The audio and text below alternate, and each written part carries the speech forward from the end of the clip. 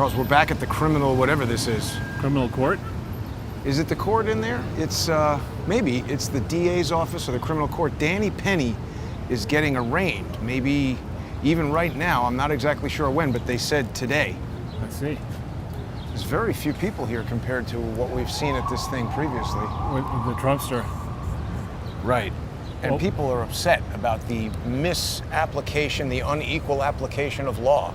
As they should be. But before we get too deeply into it, the art department has once again outdone itself with a classic, or an adaptation of the classic Hitchcock Birds. Exactly. I didn't understand who that guy was. Well, because Hitchcock is always included in the poster, you know? Uh-huh. And so we've got you as Hitchcock. Yeah. Well, actually, Hitchcock used to include himself in the movie. Oh, I know. But I'm just trying to understand. So that means I'm the one who brings the directorial skills and whatever. Should it be you? Remember, Hitchcock, toward the end of his career, would just show up in a limousine and ask the assistant director if everything was going according to his plan, and unless the answer was no, he got in the car and went to lunch. I could do that. Yeah. I could probably do that, maybe. But I think that the image of Biden is particularly appropriate because finally, I don't know what type of birds are picking him apart, whether it's they're turds. The Twitterati, but... Should we go up by City Hall? Yeah. So for the first time in quite a long time, the mainstream news is almost doing its work, going after the revelations which seem to come out on a daily basis that show that indeed the Biden family business is not consulting, it's not politics, it's corruption. Yeah. It's blatant. And it's... Cheryl Atkinson is fond, I think, of talking about whataboutism. Yeah. Where if you were to imagine that Democrats, or for that matter, Rhino Republicans, had obtained communications involving Don or Ivanka, or Don Jr. or Ivanka or Eric, shaking down a country. Unbelievable. And now we have this revelations that in one campaign, I guess it was the 2020 campaign, that they were. That the guy who made the contribution and was induced to make the contribution by the Bidens served time, I think, in prison for the same. Who's the guy, the Indian guy who was Tucker Carlson's partner? I don't know. I haven't seen an Indian guy on Tucker Carlson. Yeah, in the Daily Caller. Don't know. Dinesh D'Souza. Oh, really? I didn't realize that. Dinesh D'Souza did the same thing with $20,000, and this guy did it with $100,000. Oh, and that's what they stuck him in jail for, right? And so now he's come forward, and the IRS has come, an IRS whistleblower, a second one, has come forward saying that the FBI and the DOJ just basically ignored the connections right up to the Biden finance chairman and Biden himself, and nailed this guy. And so the guy who was nailed is corroborating the whistleblower. I mean, it's just disgusting, and I think it's about time. And somebody has, I think, was it Boebert or was it MTG, who introduced articles of impeachment? Yeah, more than one person, I think, has. Against Garland, but against Garland, yeah. And well, let me just ask you something, Charles, because you said that they ignored. Isn't it true that that's essentially the wrong term? They didn't ignore it. They actively suppressed the investigation. Ignoring it would be, we don't know anything about that because we're not looking at it. Right. Well, I know we're, I believe, going to go into the First Amendment forum, but I want to share something with a wider audience. You and I have been talking offline for several days now about putting back together the timeline for 2016 of what was going on generally and what more specifically I was doing. And I had forgotten, because there's so much going on and it's 7 years later, that on January 10th, 2016, the Times of London, I forget if it's the Sunday Times or the Times itself, had a story where they confirmed that the FBI had opened multiple investigations into the Clinton Foundation, in part, in this article, following some of the research that I had been compiling since, naming me in the article. Wow. So wait, give us that date again. January 10th, 2016, which happens to be almost the same day that the senior State Department whistleblower goes there and says, I want to go to a skiff. Sends a letter to Comey. Now, whether that person had seen the article in the Sunday Times of London or not is interesting. But I've told the viewers before that on General Electric, and I've obviously told you before, on the General Electric matter, when the Sunday Times of London issued this story, I think it was February 20th or thereabouts, 2008, saying troubles at mighty GE or something like that. Right. That was when all hell began to break loose in the investigation of GE. It's also when all hell began to break loose in the financial markets themselves, leading later by August, September to the financial crash of 2008 and 9. But so the reason I bring this up is in part to toot my own horn, but also to ask the question, did the publication of that story prompt MI6 and GCHQ to say, wait a minute? I think yes. And might there not be a lot of very interesting cable traffic and electronic traffic back and forth amongst parties, including, let's say, the FBI, the CIA, other State Department, other members of the vaunted 17 agencies and other parties? This way? Well, whichever way you want. Yeah, that's fine. Wondering how an investigation, if it got ramped up, might derail the chance to protect the Obamas, protect Biden, by installing Hillary Clinton as president. And might the roots of what became Crossfire Hurricane later in July, might those roots have been planted by January 10th, at a time when folks, political experts wrote Trump off and fully expected that the mighty Jeb Bush would be the person coming up against Hillary Clinton. So I was reminded of something else, Charles, that puts you and I smack dab in the middle of all this. We're just like walking around New York City like, oh, hey. And the FBI is like, damn it, smash those two. But I think you know this and have even told me this in the past, but I was reminded that the Robert Mueller investigation opened May 17th, 2017, 3 days after Peter Smith died. What do we think of that? Well, I think that we'll talk about this, the wider story in the First Amendment forum.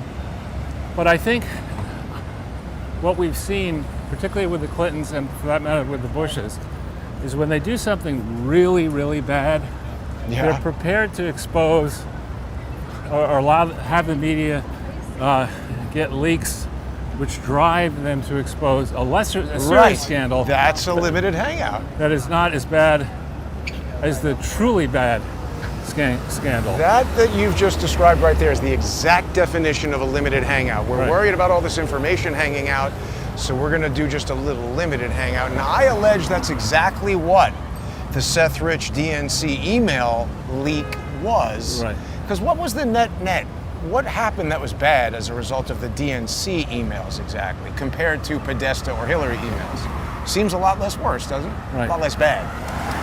But we're going to be talking for the wider audience about Michael McFaul. Oh, yeah. And about what the Obama administration likely was up to in Russia as a continuation of what the Clinton administration was up to with the Soviet Union. Yeah. From 93 to 2001. Well, and Bush. And Bush before and Bush after. Right. Because really, Iran-Contra was part of that. They wanted to smash communism in Nicaragua. And I guess, did the Sandinistas have the support of the Soviet Union? I think so. Probably, if they're communists. Idiot. Guy's going right through the light. This is this idiot. A motorcycle on the sidewalk. Go that way? Yeah. Go that way. No, let's go left. God almighty. These people should know better. They don't. It's terrible. They're dressed like the Martian in the Jetsons. Let's go into the park where it's a little cooler. It is, for those of you who can't tell, it's quite humid. It's not that hot, but it's very humid and the skies are dark. It now over is there. looking like it's going to rain. It's been back and forth all day. Just as we get as far away as possible from where we came from. Dip That's inside. when it's going to really start raining. Well, you know what? It's just rain. Yeah, we'll live. I hope so. So, Charles, what are your feelings? I think a lot of people want to know about this tape of Trump talking to people in vague sense about... The first thing is, how did CNN get the tape? Right. If it is true that Jack Smith leaked the tape, Jack Smith, that's a felony. Being the special counsel, it's an outrageous felony, and it fits a pattern and practice of Smith that goes back decades. Well, and the entire DOJ as it is aligned against Trump. And this is something, sometimes I agree with conservative treehouse, sometimes I don't. But here, whoever that person has been saying that the government doesn't have these papers. They didn't retrieve whatever the papers that Trump was referring to. They really? They don't have them. So he could have been showing them anything and just showing off to women. Right, but the point is, in the search of Mar-a-Lago, supposedly, they don't have these papers. So, it seems to me that he was just making up hot air. Who knows? I mean, people are allowed to brag. Right, he's not under oath. He could say whatever he wants. Right. And so the first question is, how did CNN obtain the tape? The second question is, who made the tape? One of those women, probably. And did Trump know? I'm sure not. All right. Well, I mean, I don't know. Ooh, Florida is a single-party consent state. If you record a conversation with him without his knowledge, that's a felony. Is that right? Well, I don't know if it's a felony, but it's definitely a violation of law. I thought, wait, single party? So the person... Sorry, it's a two-party consent state. The other person needs to know that you're recording. But you notice in the transcript that's provided, he says, and this is off the record, so it sounds to me that he may have known. Maybe he knew they were recording. Which would be standard. If this person was working on a biography, you'd probably say, as the subject of the biography, you'd say, all right, fine, I trust you, I'm happy you're doing this work. Right. I'll allow you to record. It simplifies allows you to make more pointed questions and focus on the dialogue and not have to transcribe. But doesn't that also support the theory that he's just sort of hot airing and saying whatever? Again, the contrast is amazing. Is there a special counsel on Hunter Biden? Joe Biden? Well, there shouldn't be a special counsel for Hunter Biden. He should just be investigated by a U.S. attorney. The only person who should get a special counsel right now is Joe. Right. And so was there one on Joe? Is there one on Joe? Well, they say there is, but he's not doing anything. No, I don't think there's a special counsel on Joe Who's Biden. the guy investigating? Isn't somebody investigating Joe Biden? Jack Smith, maybe. I don't know who's doing it. But the point is, the contrast here is so stark that if you're a Clinton, an Obama, a Biden, a Bush, somebody who's prepared to play with the globalists, you're fine. Just don't worry about it. If you're somebody who believes that globalism is the same thing as massive corruption, then you're going to get nailed. Well, anybody in support of the Constitution is in their crosshairs, is what it is. Right. And it's gotten on to me. It's all these same people. Everybody from the Southern District of New York, the Eastern District of New York, the U.S. Attorney's Office, where Comey was, where Caproni and Weissman were. Yeah. I mean, we kind of have identified exactly who these people are. I mean, Weissman's involvement in Enron, these people have been all over every corrupt thing for the past 30 years. Well, it's quite a group. Well, we started to talk a little bit about what was going on in May 17th, 2017. Right. A key villain in all this is Rat Rodenstein. Right. And there, what he was doing... He was Baltimore, right? Baltimore failed to see the Laureate Foundation corruption, Laureate education corruption, or Laureate education fraud, I should say, before Bill became involved. Failed to really get to the heart of the issues involving Rumboxy. Look at that, Charles. Learn to code. I didn't know that was there. So what's new? It does. I bet you Google paid for that. Book Nook. Been over here in a long time. So May 17th, 2017. So when Sessions recused himself, Rosenstein was basically running the Justice Department. And, there was we now know when you use this phrase, it can turn some people off, but there was no predicate for the investigation of Trump. just wasn't, and that's now been finally conclusively been proven. And yet, they get to inflict all this damage. Let's go one down. Well, Democrats still keep denying that. At that hearing with Durham, they were talking about evaluating information versus investigating information, and he said that the FBI has an obligation to evaluate everything that comes by. Which is why they don't when it comes to But an evaluation is not an investigation. An evaluation is this person crazy? Is what they're saying credible? Is there any evidence at all? And if the answer to any of that is no, then you don't continue evaluating and you don't investigate. But the Democrat who was asking said, oh, so that's an investigation. And he's like, no, that's an evaluation. And she moved on, basically, it's an investigation. So that's their stipulation of reality. Right, but Sessions should not have recused himself. And they were evaluating these claims. They should have concluded they were bunk, because they were bunk. Yes. There never should have been a Mueller investigation. And had there not been a Mueller investigation, the election results of 2018 likely would have been very different. And if the truth had been known, now we're learning with regards to Hunter Biden that folks were aware of transgressions going back as far as 2012, maybe even 10, involving Hunter Biden. Well, I mean, look, and you've got Louis Freeh. Didn't Louis Freeh give $100,000 to some foundation or something on behalf of the Bidens? I mean, that sounds like mafia, the lower bosses paying tribute to the Don. Well, I mean, in the Louis Freeh case, I think we have to ask, why didn't Louis Freeh's FBI get to the heart of the Clinton Foundation fraud?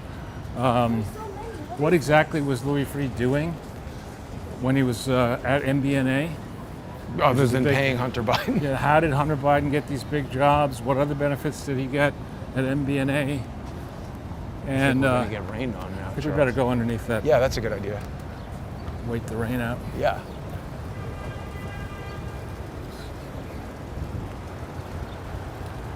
It's gonna rain on our parade. Why don't we go for it? That's too bad, because it seemed like it wasn't gonna. We've been monitoring this all day. Right. The weather department. I know. The weather department is the phone, basically. But we're gonna make it to this little makeshift shelter just in time. People can subscribe to charlesortel.substack.com. Charles is going to start filling that up with great information. And if you want to join us in just about 15 minutes for the First Amendment Forum, that'll be happening on odyssey.com/@crowdsourcethetruth and crowdsourcethetruth.substack.com and subscribestar.com and patreon.com/crowdsourcethetruth. I think we could weather the storm here, Charles. We might even be able to make it to the Winter Garden. Yeah. Should we try that? No, I think we should stay here. Just wait and see. Yeah.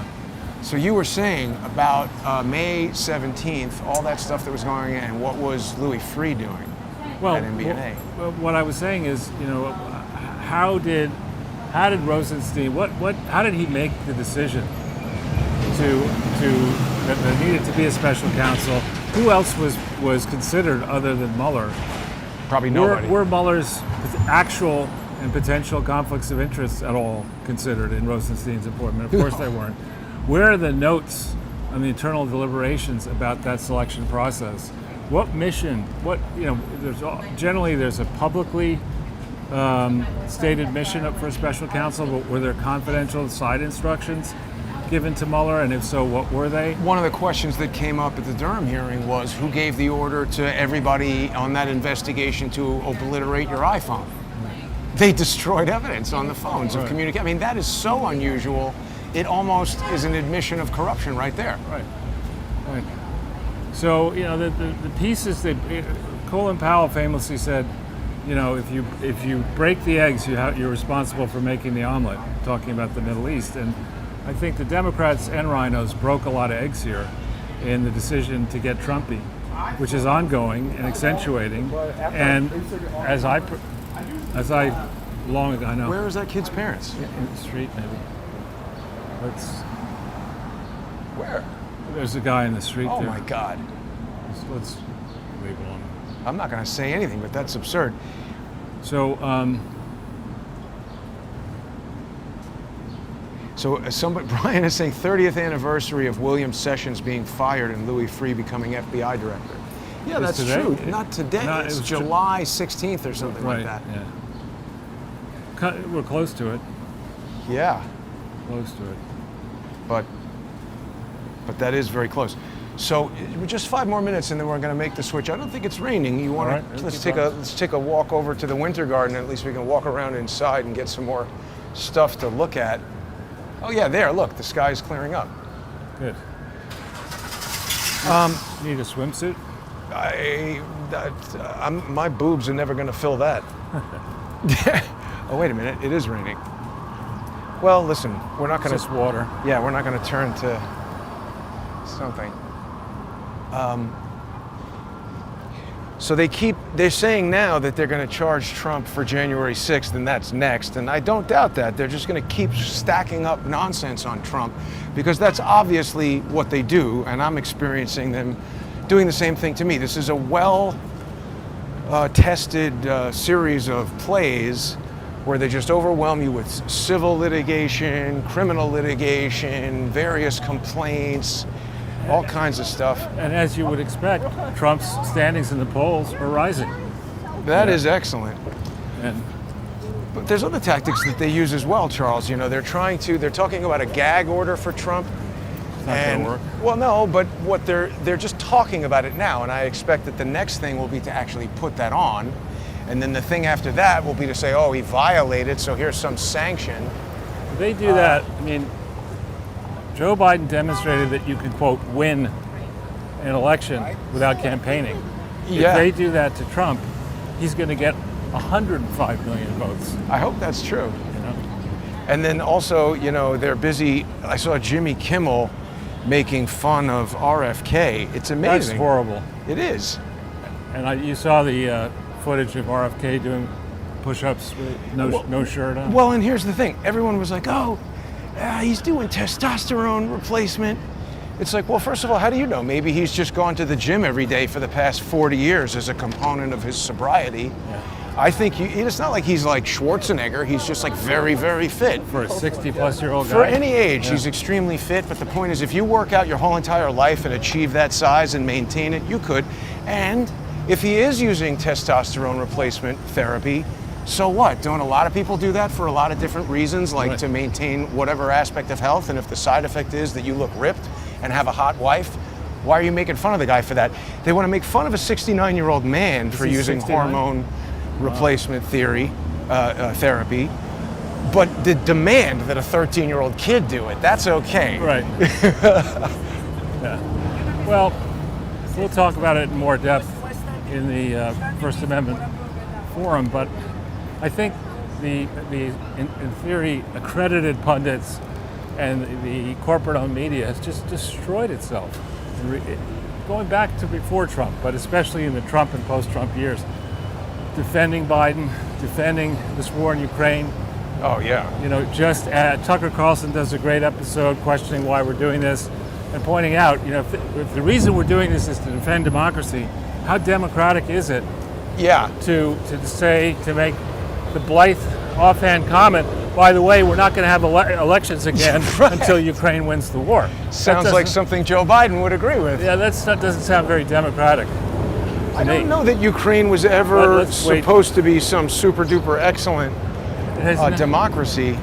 you know, I don't think at this point the United States is Correct. That's the thing. I don't think the United States, anybody in the government has any moral authority to say that Putin or Xi or anybody like that is a dictator while they're persecuting Donald Trump and everybody who was just walking around on January 6th. The other thing, Charles, that people have not yet had a chance to hear you weigh in on is the whole Wagner coup in Russia. So we're going to talk about that in the First Amendment Forum. A lot of people have a lot of different ideas. It's been a very sensitive topic for some, but we're going to break, I think, now. So people who want to join us can head on over to odyssey.com/@crowdsourcethetruth. Remember, you can read the Twitter coup on there for free. Absolutely free to access Odyssey. Oh yeah, and I've added back the first set of interviews with John Mark Dugan and my attendance at the Seth Rich press conference that was held by Jack Berkman, I think his name is. Jerry Corsi was with me on the Skype. That was one of the first, I think that was the first ever remote Skype thing, so people can see that for free on Odyssey. You can also support the show on crowdsourcethetruth.substack.com and subscribestar.com and patreon.com/crowdsourcethetruth. We'll be back in just 5 minutes. First Amendment Forum on all